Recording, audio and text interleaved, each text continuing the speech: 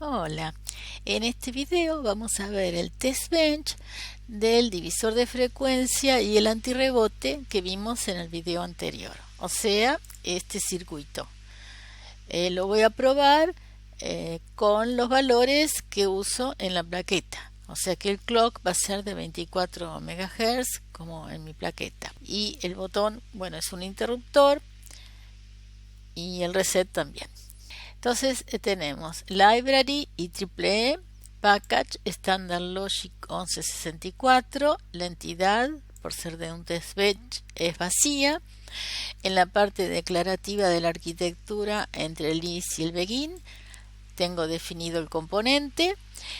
Luego las señales que son propias del test bench, o sea que corresponden a las señales de los ports del componente, aquellas que son de entrada, con su valor inicial, como el clock y el reset en 1, mientras que el botón en 0, para que no amanezca presionado.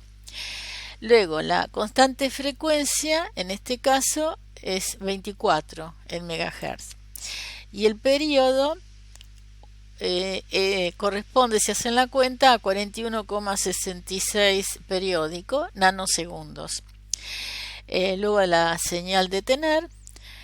Todo esto tiene que ver entonces con el proceso que genera el clock. Luego del begin tenemos el cuerpo de la arquitectura. Lo primero que hago es el instanciado del componente, luego el proceso que genera el reloj, luego el reset, que en este caso va a tener el pulsito inicial, que uso siempre, y después dos pulsitos más. Uno a los 95 milisegundos, que termina a los 110, y otro a los 170 milisegundos y termina a los 185. Fíjense el cambio de unidades. Normalmente los pulsitos del reset que usé en los videos anteriores eran con unidades de nanosegundos. Como en esta aplicación estamos usando tiempos muy largos, porque el antirrebote son 20 milisegundos, los pulsitos de reset también tienen que ir de acuerdo. Entonces fíjense que la unidad ms corresponde a milisegundos. Luego tengo el proceso prueba. Comienza con un report de tipo note, verificando el divisor de frecuencia junto con el antirrebote, porque los dos bloques, los dos módulos juntos para ver cómo funcionan. Con wait until reset 0, esperamos que el reset no esté más activo.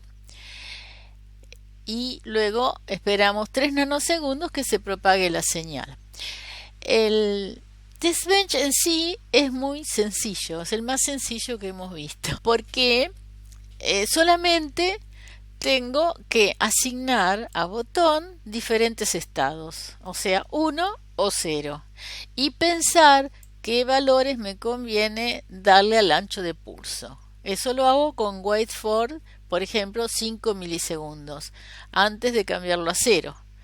Entonces, es una interacción entre lo que voy escribiendo en el código y viendo la señal que genero. Entonces, así me doy cuenta qué anchos de pulsos me conviene poner para simular distintas situaciones.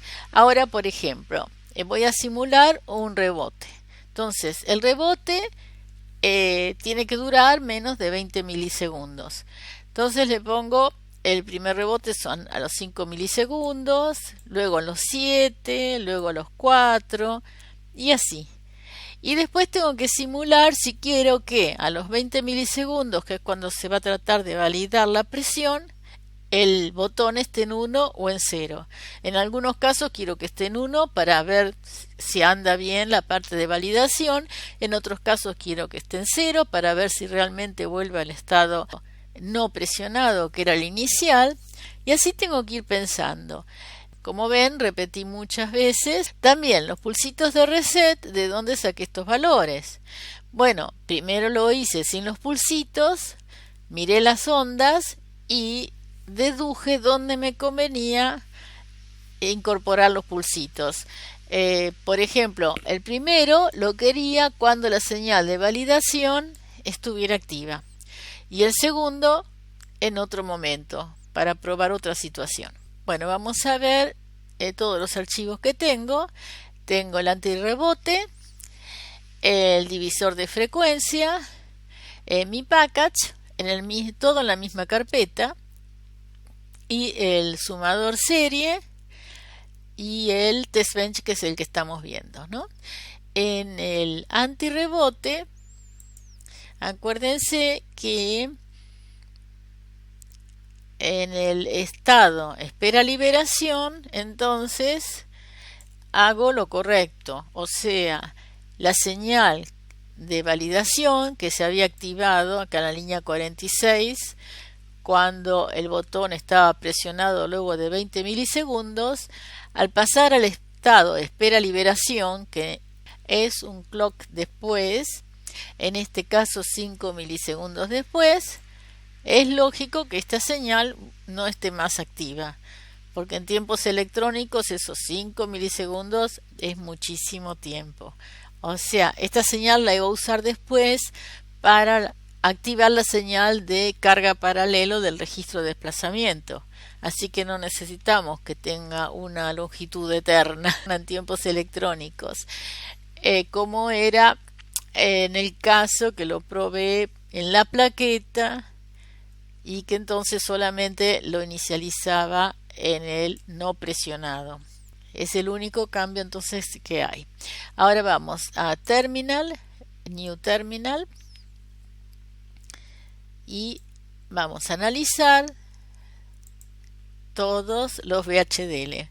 Así que GHDL-A AND completo con tab, GHDL-A div completo con tab, GHDL-A mi package completo con tab, GHDL-A zoom serie completo con tab, punto v corta completo con tab.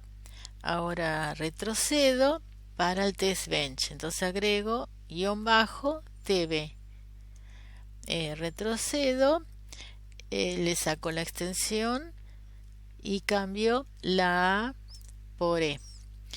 Ahora retrocedo y cambio la E de elaboración por R de run. Pero además voy a generar la información para las formas de onda. Entonces, -way igual, por ejemplo, lo voy a llamar sumador, punto GHW y Apperson. GTK-Wave sumador punto GHW espacio Apperson. Bueno, ahora vamos a expandir top, a expandir sumador serie 1. Tenemos las señales de los ports, elijo clock, reset, botón. Los LED no me interesa porque ya están conectados con otras señales de salida para no tener demasiadas señales. Entonces despliego DUT y tenemos los otros componentes instanciados. U2 es el antirrebote. De acá sí me interesa la señal de salida, válido, es la que iba a ir al LED. Me interesa prox estado de la máquina de estado y el contador que cuenta los pulsitos de 5 milisegundos para obtener la demora de 20 milisegundos. Ahora voy al otro componente instanciado y ahí me interesa la salida de clock de 1 segundo, la salida de clock de 5 milisegundos, próximo, que es la máquina de estado, y los dos contadores, el que cuenta 5 milisegundos y el que cuenta 1 segundo. Bueno, después podemos ir a View, Scale to Time Dimension y elijo milisegundos, porque lo está mostrando, si se fijan, en femtosegundos. Así que ahora paso a milisegundos. Bueno, ahora tengo que acomodar las señales para poderlo estudiar bien y además darle colores. Entonces eso ya lo tengo hecho, así que directamente se los muestro. Cerré también la ventana SST.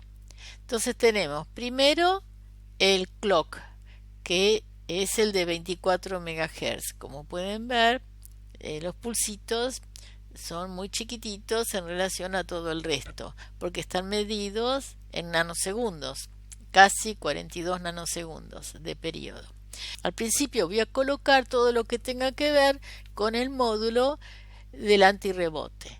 Entonces esta es la señal del clock de entrada del antirrebote, el reset que es común a los dos bloques, el botón, la señal de validación que es una salida, el contador de pulsitos y los estados, que lo llamé prox estado, para distinguirlo de la máquina de estados del divisor de frecuencia. En ese caso lo llamé próximo.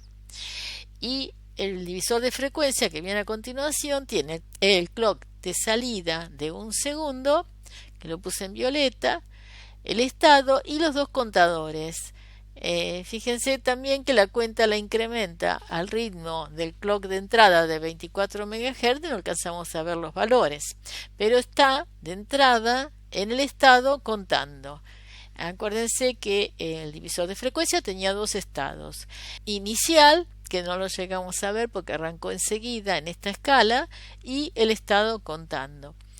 Mientras que el antirrebote tiene un primer estado que es no presionado, que también duró poquito y no llegamos a ver el nombre. Luego viene el estado contando. De acuerdo con el caso, el próximo estado puede ser esperando liberación, que tampoco lo vemos completo, y el estado inicial, que es el no presionado. Pasa contando, bueno, ya vamos a ver cómo avanza de un estado al otro. La señal de reset la puse en azul. El pulsito inicial está en unidades de nanosegundos, o sea que eran 30 nanosegundos, por eso no lo llegamos a ver, se ve una línea vertical nada más en azul para el primer pulsito. Luego tenemos el botón que lo puse en rojo para distinguir bien y la señal de validación en amarillo. Entonces vamos a analizarlo. Acá vemos que el botón está accionado. Eso lo va a leer el flanco creciente de la señal de clock de 5 milisegundos. Entonces, inmediatamente pasa al estado contando, que lo vemos más abajo, y la cuenta está en 0. Pasan 5 milisegundos y pasa a la cuenta a 1. Pasan 10 milisegundos desde el inicio, entonces la cuenta está en 2. Pasan 15 milisegundos desde el inicio, la cuenta está en 3. Y cuando pasan 20 milisegundos, lee entonces el estado del interruptor. Ve que está en 1. Por lo tanto, acciona la salida de validación. Pone un pulsito en 1. Ese pulsito habíamos visto que tiene de ancho 5 milisegundos, o sea, hasta el próximo flanco creciente de clock. ¿Por qué? Porque es el tiempo que tarda de pasar del estado contando al estado esperando liberación, que es el que no se ve aquí. Cuando pasa al estado esperando liberación, lee nuevamente el estado del interruptor. Como el interruptor está en 0, entonces fue liberado. Por lo tanto, pasa al estado inicial, que es no presionado. Y allí se queda, ven, por varios clock, hasta que detecta una presión en este clock. Entonces pasa al estado contando nuevamente, cuenta los 4 pulsitos, lee nuevamente cómo está el pulsador a los 20 milisegundos, como está en 0, descarta esa acción porque se había tratado de ruido. Entonces pasa al estado no presionado. Allí en el próximo clock detecta que está en 1 y comienza otra cuenta. Entonces a los 4 pulsos va a validar esa presión porque lo encuentra en 1, genera el pulsito de validación, pero fíjense que este pulsito es mucho más angosto que el que había generado antes, que era de 5 milisegundos. ¿Por qué? Está activa la señal de reset. La señal de reset pasa la máquina estado al estado inicial, que era no presionado, la cuenta en cero y el pulsito de validación lo pone en cero. Y todo lo demás queda congelado, o sea que no hay más generación del reloj de 5 milisegundos que lo generaba el divisor de frecuencia. Entonces, ver este test bench es lo que me permitió darme cuenta del problema que tenía con el reset, porque el reset lo probaba en la plaqueta y no funcionaba correctamente, y era porque el divisor de frecuencia, al estar en estado reseteado, ven que pasó al estado inicial, congeló la cuenta que venía haciendo, las dos cuentas de los dos contadores, y no generó ninguna frecuencia. Entonces, al no generar frecuencia, como el reset del antirrebote era sincrónico, no lo tomaba en cuenta. Entonces, al ser asincrónico, sí vemos cómo está funcionando correctamente. Asincrónico para el antirrebote. Para el divisor de frecuencia sigue siendo sincrónico. Cuando el reset no está más activo, entonces el interruptor lo manejamos nosotros, de manera que siempre quedó en 1. Como el interruptor está en 1, el flanco creciente de la señal de clock que viene posteriormente lo detecta en 1 y arranca nuevamente con el estado contando y comienza a contar. O sea que la validación ya quedó en 0 y lo que estaba haciendo anteriormente se perdió. Bueno, y así continúa. De la misma manera va al estado no presionado, luego al estado contando, lo valida, genera otro pulsito y acá generé un reset en otro momento, no coincidente con la validación, sino cuando estaba ya en el estado esperando liberación. Entonces ahí nuevamente congeló las señales de frecuencia. Bueno, vemos en cuanto al bloque de divisor de frecuencia, genera unas cuentas que no podemos ver porque varían cada 42 nanosegundos, la congela en el estado inicial ambas cuentas, la superior es del contador de 1 segundo y la inferior del contador de 5 milisegundos. Acá la congela con otros valores. A ver, veamos. Corriendo acá para ver, poder verlo bien los valores de cuenta. Por ejemplo, así vamos viendo los distintos valores. Va aumentando y en este momento, cuando se acciona el reset, entonces pasa al estado inicial, congela el valor de cuenta como vemos y una vez que reset no está más activo aquí, entonces empieza de 0 la cuenta. No llegamos a ver en qué momento porque es otra escala, pero ven que bajó el valor de cuenta. Entonces recomienza a contar hasta que nuevamente hay un reset activo, la cuenta se congela y luego comenzará a contar. Bueno, ahora vemos acá cuando termina el segundo reset, no está más activo, comienza a generarse la señal de 5 milisegundos que la genera el divisor de frecuencia y recomienza la cuenta, que no lo vamos a ver, pero vemos que es un valor más chiquito del que había antes, así que comenzó y está en el estado contando. Este reloj de 1 segundo, que es el violeta, lo vemos siempre en 0 porque el semiperiodo es 500 milisegundos, o sea que a los 500 milisegundos tendríamos que ver cómo pasa de 0 a 1, pero como el tiempo de simulación estamos viendo que es aproximadamente 200 milisegundos, lo vemos siempre en 0. Ese es el problema de manejar frecuencias tan dispares. Espero que este ejemplo les haya sido útil este test bench, por lo menos a mí me permitió detectar ese error. Y si es así, si pueden poner me gusta, suscribirse al canal y accionar la campanita, se los agradezco mucho. Y los espero en el próximo video. Muchas gracias. Chau, chau.